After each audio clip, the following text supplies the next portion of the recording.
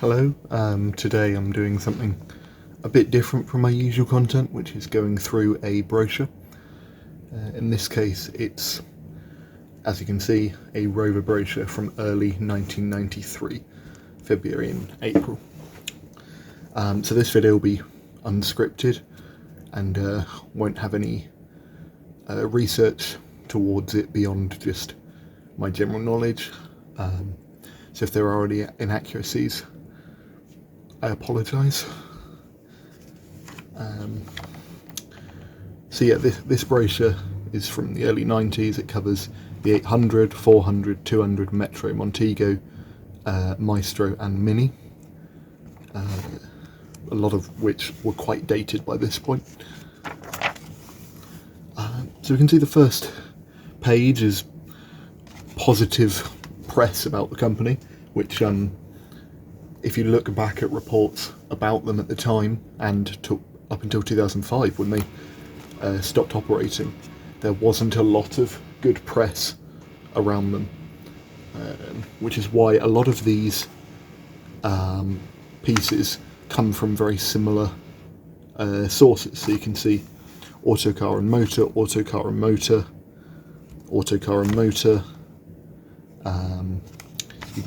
You got What Car is there, and also up here, and Diesel Car is mentioned a couple of times as well.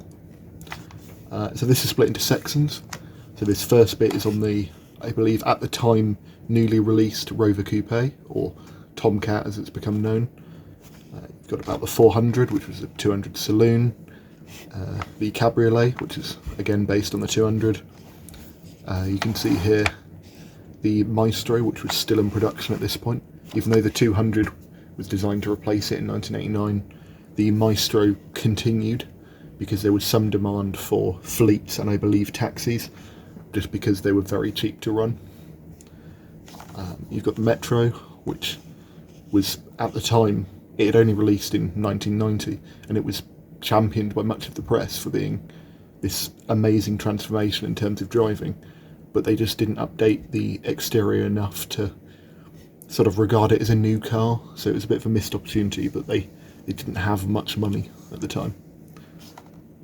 You've got the 800, there you can see my favourite 800, which is the Fastback Vitesse Sport, which was a very quick car, still is a very quick car. We've just become sort of desensitised with all the 500 horsepower, 600 horsepower saloons. That a sort of 220 horsepower car like that is still more than fast enough for most people. You've got not a great picture, it's very dark, of the Mini here. This was around the time that the Cooper was coming back into production. This was before the really wide arch sports packs that came later, but this was when Minis started to go from being just a cheap car to being a proper lifestyle item, especially in Japan. And here we can see, just like the Maestro on the opposite page, the Montego was still in production at the time.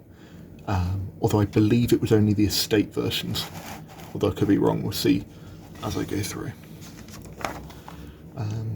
So they've chosen to focus on, I believe, yeah, they've got two what they call spotlights, which are when they just focus on one model at the start trying to promote it. And in this, on these pages, it's the Rover Metro. I believe it's specifically the special edition, so you've got the Quest here, and the Impression, which is here. So these, much like many other small limited edition cars, these just offered the features of the higher models, but at a lower cost and with, cheap decals or sometimes badges if you were lucky across the car. So they say here that the small car acclaimed as the best in the world. I believe it was Autocar who said that the Rover Metro is one of the best cars in the world when it released in its class, but as you can see there, the interior was still pretty cramped and the dashboard was dated just because they didn't have the money to update them. Regardless, I still think they're good looking cars, especially more so than the later 100s which replaced it, which just didn't look right, because only the front bumper and grille and lights were updated. Everything else was as it had been since, well, certainly since this update, but even more so since 1980. Because by this time the Metro, it was 12 years old, 13 years old.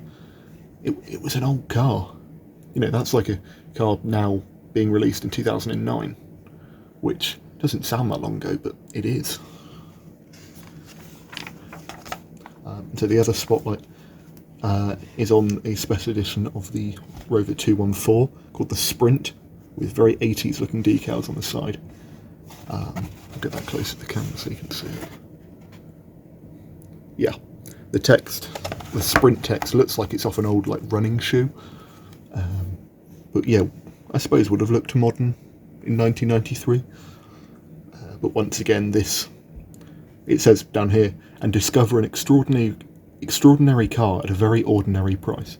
So you can see there that they're being very clear about it being just a higher spec model for cheap with some decals. And the other one that they show is quite odd because it's the Montego estate, which at this time was only really being sold as a fleet car, or to families who wanted a new car but didn't want to spend too much money. But they're showing it on page 6 of the brochure. You know, they've shown this before the Mini, before the 800, before the 400.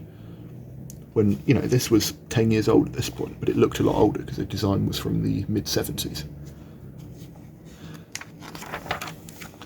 And then finally they have about the vans. That's interesting. They call them, up here they say Maestro Saloons and Vans. They call them Maestro Saloon when it wasn't. That's odd. It doesn't give a reason as to why they do that, but it's certainly interesting. And here is an advert for the Gaydon Motor Museum, which is still going and still with almost entirely British cars.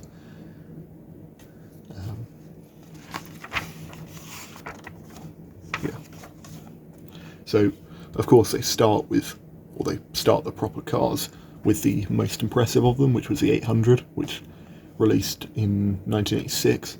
So, by this point, it was 7 years old, which is still quite old, but it had been recently updated, you know, comprehensively with updated styling, updated interior. I don't know if the engines were updated, but regardless, it was pretty much a new car. And that was this. It was the XX, codenamed facelift, which I think looks nicer than the original, or it certainly looks more unique, because the original did look like a Ford Granada, in my opinion. So, again, with all of these, they have reviews at the top. So here, it takes a special sort of car to produce head-turning stares in the street. To achieve the effect with a four-door saloon takes extra. The elegant new Rover has it, with good reason too, as the car is an executive dream to drive. You can tell that what I said before about them not having much good press, because that is from the Oxford and County newspaper. So if they're going for regional newspapers, like county newspapers, you can tell that the national press didn't have much good to say about them at the time. And same with this is a good review from Fleet North, sort of a very niche fleet magazine. So here in this one they show the different fastback body style of the 800 with the same photo as earlier on, and they also address safety. So they both safety in terms of crash safety and safety from theft, which was a very big issue in the 90s. So they go through all its computer systems and its anti-crime systems. And they also have a nice photo of the interior, which I think is quite a nice looking interior, but it's not the most well laid out, because you have a lot of buttons here, and like nothing here. Like they could have stretched this across to make it a bit more spaced out. Then you've got the radio and the clock below, but if this was all one unit, it would look a bit less distinct, but it would be probably a lot more ergonomic. They also have a nice cutaway here that shows the engine in a sort of semi-transparent way. Then at the end of each one they show all the features and options and all the different models. So they were selling, how many is it? They were selling 10 different 800s at the same time, 10 different trim levels, which certainly complicated things, because you could get them with a 4-cylinder diesel, you could get them with a V6 diesel. There was a lot of different options. And then they also show the dimensions, which at this point, I believe this was the year before they released the coupe, because the coupe originally wasn't in the 800 range, neither was a fastback, but the coupe came a lot later, I believe in 1994 or 95. But obviously it's not in here because this is 1993. And there they show the different paint options that you can get, but no colour chart, weirdly. I think that might be at the back, but I'm not sure. So this is interesting. They're showing the 400 before the 200, even though the 400 is based on the 200. Because I know with Ford's brochures, they'd always show the Escort before the Orion, which is, the 400 was the Orion of the 200. So it's odd that they show this first, but I suppose they're going down in numbers. So yes, this is all stuff that you'll see later on with the 200. They don't actually put reviews in this one. They put features, talking about the engine here, or talking about the theft protection. But they still frame them to look like the, if I just go back a page, they frame them to look like the reviews, because they hope that people won't read them. They'll just go through and say, oh, there's good reviews up there, but don't actually read them, when in fact there's not. Same with both of these. That's a very nice press photo of one, but it's interesting that they don't show the back for a 400 press photo, because the back is the only thing that changes it from a 200 visually. You can see it's got the same interior there. From the side profile isn't the same, apart from just this boot area here, which, if I do that, that's just a 200. Again, features, dimensions, and there. Now, I believe this released either this year or the previous year, 1992, the Rover Coupe, or Rover 200 Coupe. This is often known as the Tomcat, because that was its code name during development, but Rover never actually used this name, apart from with their record attempt on release, which was called the Tomcat Affair, which I also have a video on. But actually in the press and in the brochures, they just call it Rover 200 Coupe, or Rover 220 Coupe, depending on model. But this is one of my favourite cars from the 90s. I just think that with the budget that they had, and with having to base it on the 200 chassis and parts of the body, they did an amazing job at making it look sporty. Sadly, this is the only photo of the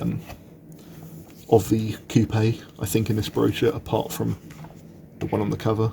There's no front three-quarter view, I don't think. But regardless, you can tell just from the side view that that's a very nice looking car. They go back to reviews up here, which is interesting. I guess many magazines didn't review the 400 because it was too similar to the 200, but I don't know. I'm just wondering whether they talk about the record attempt here somewhere. I don't think they do. No, they don't. Because that was odd. They made the record attempt at... where was it? I can't remember the name of the place. But at Millbrook High Speed Bowl. And they broke a load of records. I think it was 38 in total. But then they hardly ever used it in advertising. They used it in, I think, 1 or 2 adverts, but they didn't say anything about it in the brochure. I mean, it could have been later on in 1993. It may have been September, but I think it was September 1992. So yeah, it's odd that they don't mention it. And here you have the rest of the range. So there you can see the car that the Tomcat sort of replaced, which was the 3-door hatchback. 200. It didn't overall replace it, but it replaced it as the sporty version. This was now just for people who wanted a 3-door hatchback. You can also see with the entire range that while the 800 and the 400 at this point had the sort of family grille, but the 200 did not. And I think the 200 only had it for a very short time, because the what was it called? The R3 200, the curvy one that became the 25, replaced it in the mid-90s. So they wouldn't have had that family grille for very long. But you can see while the 800 and the 400 have been updated, the 200 hasn't at this point, which leaves it looking very out of place with those cars. But not the most out of place car in this brochure. You can see more photos of the range. Again, just like the first one, you've got 5-door, 3-door cabrio, 3-door, 5-door cabrio. So they're showing all three equally, which is interesting because the 5-door would have been by far the biggest seller, but I believe the cabrio was fairly popular, but nowhere near as popular as the Escort cabrio. So you can see there, they say the 200 won the convertible car of the year from which car? In 1992, which makes me think it was a new edition for this year, or for the previous year, I should say. Which is odd that they'd release the cabrio before the facelift of the range. You'd think that if they're releasing a new model, they wouldn't do it, 1 or 2 years before a facelift. Much like later on, the Rover 75 V8 was released something like 8 months before a facelift of the entire range. So I guess they did a similar thing for the cabrio. Again, the range and the 3 different models. So you can see there how much sportier the Tomcat looked than the regular models. Although, I believe, was it lower? I think it was. The height. I'll just check. Yeah, the coupe did have a much lower roofline. Plus, it was a lot more curved than the other models. The other models were fairly boxy because they were designed in the mid-80s. But the Tomcat wasn't. The Tomcat was designed in the late 80s and very early 90s. So that's why it looks so much more modern than the other cars. Now, Metro. Now this was into its latter half of its life. By this point it was 13 years old, and it would survive for 4 more years until 1997 and the NCAP crash tests that killed the 100.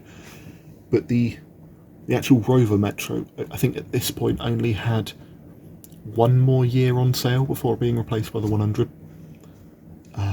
So this was in its latter stage of its life. So again, they have quotes. In short, the Metro in one bound became probably the classiest, most refined small car on the planet. That's probably talking about it going from the Austin Metro to the Rover Metro, with its suspension changes and steering changes that made it much nicer handling. But that quote is from the Lancashire Evening Post, so once again they're using regional sources on their quotes, because there just wasn't that much good press around it. There is a good review from What Car here, when they gave it their Car of the Year, which is, a high accolade. Our Car of the Year is the smoothest, quietest, best made Super Mini ever, which is a good review, but it's from 1991. So that review was 2 years old at this point. And if they're having to use a quote that's 2 years gone, 2 years old, it's probably not great, because it shows that your car is somewhat dated. Which, granted, the Metro was only a couple of years old at the time, the Rover Metro, but the actual Metro body was very old by this point. So here they go over the Metro Quest Special Edition, like they did at the start, which they were fairly common. I don't know whether they were limited editions, but they were definitely a special edition. You can see there they've got both.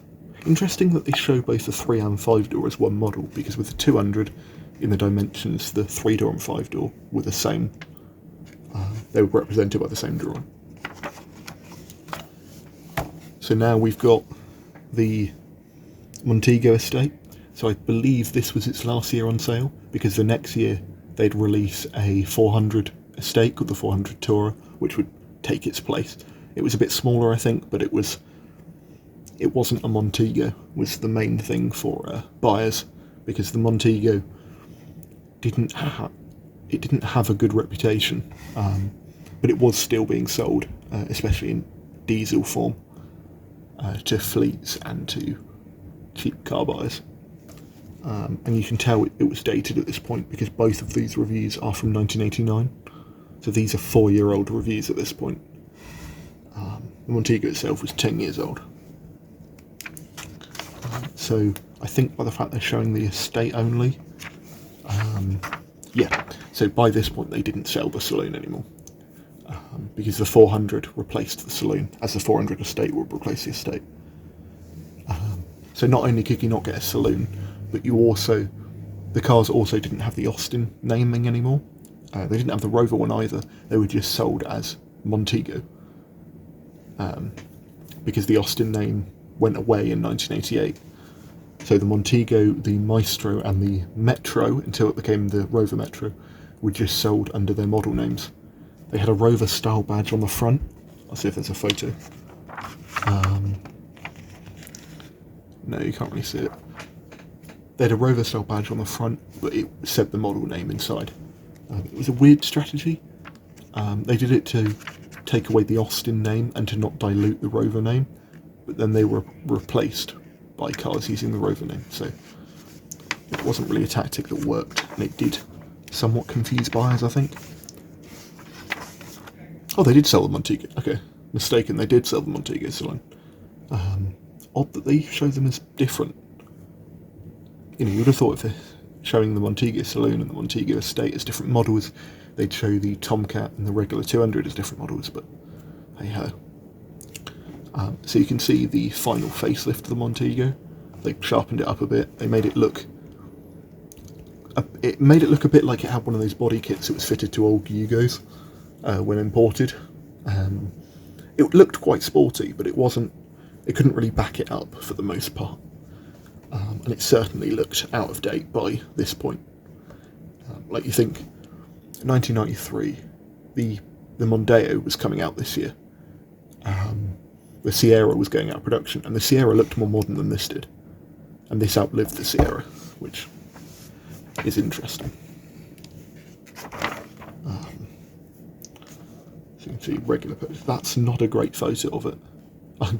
That's an awful photo to use as a picture in a brochure, because it looks like there's just nothing. There's like no strength, because it looks like there's nothing below it, suspension-wise. And it also just looks incredibly dated because of the massive glass house. So yeah, that's quite a poor photo. The others are alright though. Like these, that's part of the course for the other photos in here. That's just a nice press photo. They also show the interior, which I don't think they do on the estate. Or they don't have a plan one like that. No, they don't. The closest they have is that. So that's odd. You'd think they'd show a plan like that of the estate interior, because that's why you buy it, for the interior. But I mean, selling the Montego up until now didn't make much sense anyway. I don't know why they were selling the Montego saloon at the same time as the 400, but I don't know who was buying them. And same with the Maestro. Why would you buy a Maestro when you could buy a 200? I don't know. Again, I think this was its last year on sale. The reviews are similarly dated here, 1991, 1990. So yeah, again, by this point, very dated styling, very dated, because the Maestro styling was even older than the Montegos, and I believe even older than the Metro, but I could be wrong. You can still see at the back here, there's a lot of influence from the Allegro and maybe even the Princess. It was just not good enough. I think by this point the Mark III Golf had also come out, which was competing squarely with this in terms of size, if not in terms of price. And the Mark III Golf just looks 20 years newer than this. So yeah, this was its last year on sale until 1999, when a few knockdown kits that had been sent to Bulgaria came back to the UK and were assembled by a company called Ledbury and sold as the cheapest new car in the UK. So I think those were registered up until 2002. But in terms of actual official sales, yeah, this was its final year on production. You can see, yeah, they're offering the commercial version, which I understand why this was still in production, because there wasn't a 200 or 400 based van, at least not in the UK. There may have been one in China, because I know this was built in China for years and years. But yeah, this was the only Maestro that really made sense in the early 90s. But even then, an escort van, which was far newer, would have been a much better choice. Probably more expensive though. I think, looking at the van version, it looks like they used part of the back from the Montego estate. That's probably wrong, but that's just what that reminds me of. So now we have the oldest car in here. You know, but this, how old was this at this point? It would have been 34 years old. And the Mini was just in a period of transition between being, you know, a cheap learner's car for traditionalists to being a sporty lifestyle item, mainly in Japan, because the later Minis, Japan snapped up most of the sales. So yeah, down here, the Cooper 1.3i was just releasing. Yeah, and brought back the image of the Mini as an icon. And I think without that car, without Rover Special Vehicles bringing back the Cooper name, the Mini would have probably died around this time. Would have probably died mid-90s instead of 2000. You can see the interior wasn't updated yet though. That will be updated in 1996, I think, when they updated the full range of Minis and gave it a full width dash. You know, mostly with wood panelling, but you could also have aluminium and that sort of thing. But for now, this was a very dated interior, to go with a very dated car, admittedly.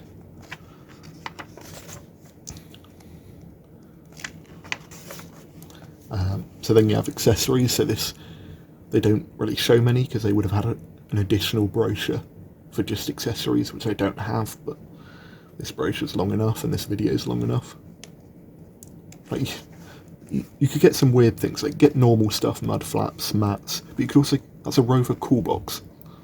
I kind of want that. I might see whether I can buy one of those. Sunroof deflector, luggage nets, you know, your normal stuff. You'd also have towing, tow bars and extended mirrors. I don't know why anybody would tow with an 800, but I guess they are very talky cars. Maybe that's why the Montego Saloon kept in production, because people who tow caravans or trailers liked them, and maybe didn't like an estate, or didn't feel they needed an estate. So these are just towing weights for the cars. Yeah, they show the Montego Saloon there. So they also show the Mini. I'm not sure who's towing with an old Mini, but maybe there were some people with a tiny little caravan. So they go through the dealerships and the warranties, AA cover, a few of Rover's recent achievements, Convertible Car of the Year, Security Award, Honours, Best Cabrio, Best Super Mini. That's interesting. Auto Design 1992 Gold Awards, and it's every single model they sold at the time, apart from the 400. But yeah, the 200 Coupe, 800... Wait, that's interesting. 800 Coupe, 1992. So that means at this point the 800 Coupe had been unveiled, but I guess wasn't available to customers yet? That's odd that it shows it there. Is it mentioned at any other point? No. Why is that there? Bat safety. Quite rudimentary safety devices by modern standards, but they were good enough for the time. This is about the anti-theft system, which I assume is like an immobiliser and that sort of thing. Locking wheel nuts to prevent alloy wheel theft, which is nowhere near as common as it was then, or even in the 2000s. Oh, here we go. Here's the full image of the cover photo. So the cover photo is a zoomed in version of this, which shows a tomcat somewhere. I assume that's Wales, like Snowdonia, but it could also be somewhere in Scotland. It doesn't actually say. That photo looks like it's a model.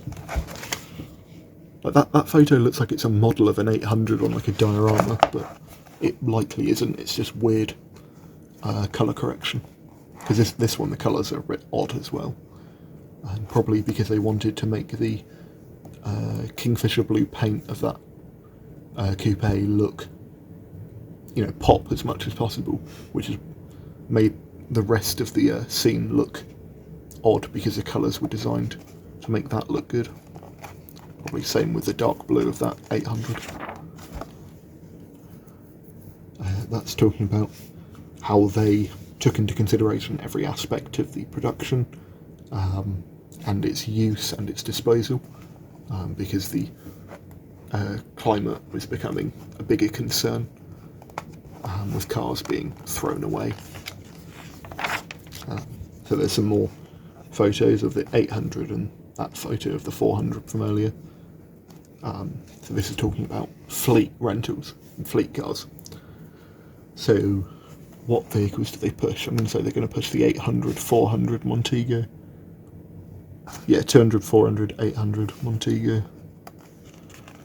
I don't know why fleets would get the Montego, because it would just make them look dated, but I suppose if they promised company cars but they didn't really have the money for it, it would have made a good option, I suppose. And then the final page is that awful photo of the Mini from earlier that's just too dark. And that's talking about credit plans. Sadly, it doesn't have prices. Again, they would have, just like the accessories, they would have had a separate brochure that said the prices at the time. But I believe I think the Metro was their cheapest model, and then the Mini, because the Mini was expensive. I assume just because it was using production techniques that nobody else used anymore. Very dated techniques. So I think it was the Metro, then the Mini, then the 200, the base models, then the Montego, the Montego Estate. I don't know. I suppose a Maestro would have been cheaper than the 200. I don't know. I'll try and get a price list and go through that. But for now, that was the Rover brochure. So you can see there, it says a British aerospace company. So this was before they got bought by BMW, which I think was the next year. I think that was 1994, but it could have been 93. But at this point, they were still owned by British Aerospace, which they have been since 1980. I want to say 1986, because that's when British Leyland combusted and split apart. But I may be wrong. They'd certainly been in control for at least 5 years at this point. So yes, that was the brochure.